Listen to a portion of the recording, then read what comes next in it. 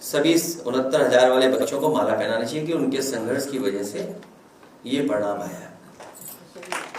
भाई केशव जी भी कर रहे हैं स्वागत। देखिए, आप अननेसेसरी अपने चैनल चलाने के लिए उनका नाम मत लिया करो, वो कुछ है ही नहीं। वो क्या है, मुख्यमंत्री डांट देंगे तो अभी चुप हो जाएंगे 2 मिनट। सच्चाई है, मुझे किसी ने बताया कि अगर वो डांट दे मुख्यमंत्री जी तो पता ही लगेगा वो डिप्टी सीएम है कौन। नहीं मानते आप, पता कर लेना। जो लोग हाईकोर्ट में इंप्लीमेंट करेंगे तो 19,000 लोगों को बाहर देखिए ये हाँ, मेरे बहुत महत्वपूर्ण बात है जो बात आप कह रहे हो। मैं इस बात को थोड़ा सा पीछे ले जाता हूं।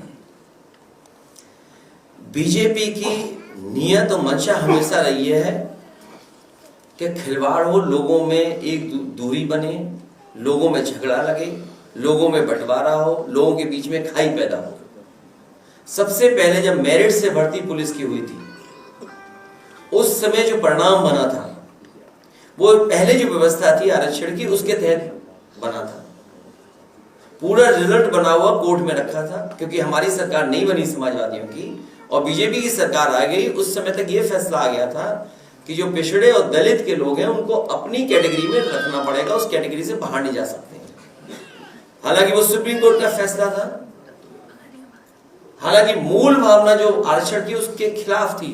मूल भावना से खिलवाड़ लगातार भारतीय जनता पार्टी कर रही है।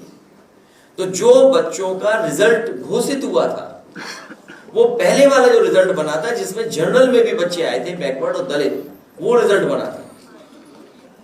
4 दिन बाद रिजल्ट बदल दिया बीजेपी की सरकार ने और उन्होंने कहा कि नई जो व्यवस्था सुप्रीम कोर्ट के माध्यम से आई है उसके माध्यम से रिजल्ट बनेगा। तो उस समय 1800 बच्चे पिछड़े और दलित के लोगों की नौकरी चली गई थी, क्योंकि जब जनरल से वो नीचे आएंगे तो उस कैटेगरी के बच्चों को बाहर निकाल दिया जाएगा।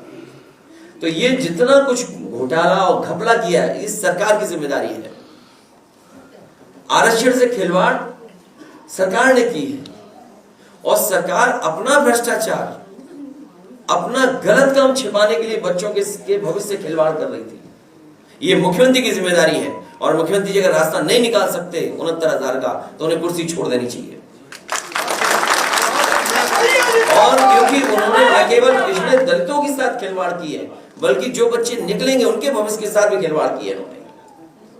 बीजेपी से मुक्ति होने का मतलब है तमाम परेशानियां, दुख, संकट से मुक्ति होना।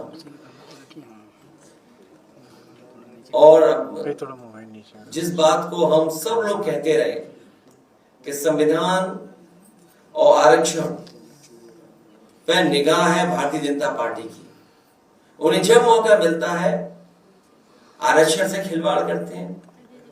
संविधान की कैसे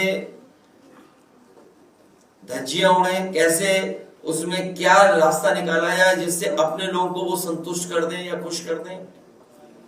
अपने लोगों को कुर्सी पे बैठाने के लिए जो लैटरल एंट्री का खेल चल रहा है, कोई पहली बार नहीं हो रहा है।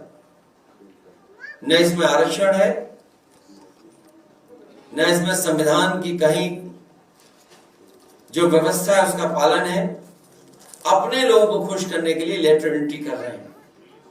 और सबसे बड़ा सवाल चुनाव के समय हम लोगों ने पूछा था, मन से रखा था। हम और आप सबने देखा कि उत्तर प्रदेश से लेकर के देश में नैनो यूरिया खरीदवा दी गई। सुनने में ही आ रहा है, हो सकता है ये बात आपकी भी जानकारी में हो कि नैनो यूरिया वाले भी लेटरल एंट्री से आए थे।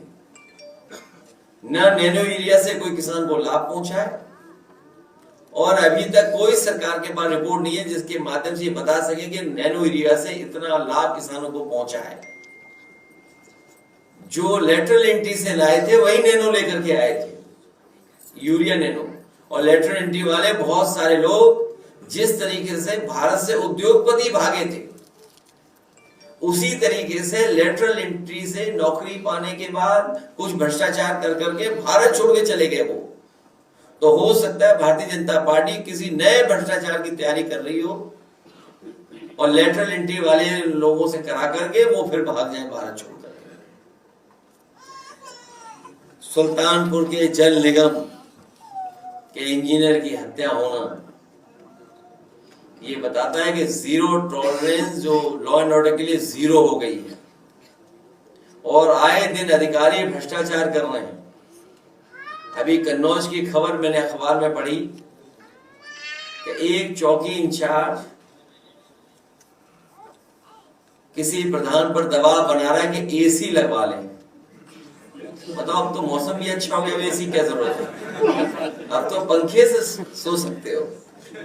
बताइए, मौसम अच्छा हो गया, उस समय भी पुलिस नहीं मान रही है, दबाव बना रही एसी के लिए। यह है इनका जीरो टॉलरेंस करप्शन का। और आपके विभाग के बारे में मैंने बोला, आपके विभाग में भी भ्रष्टाचार है।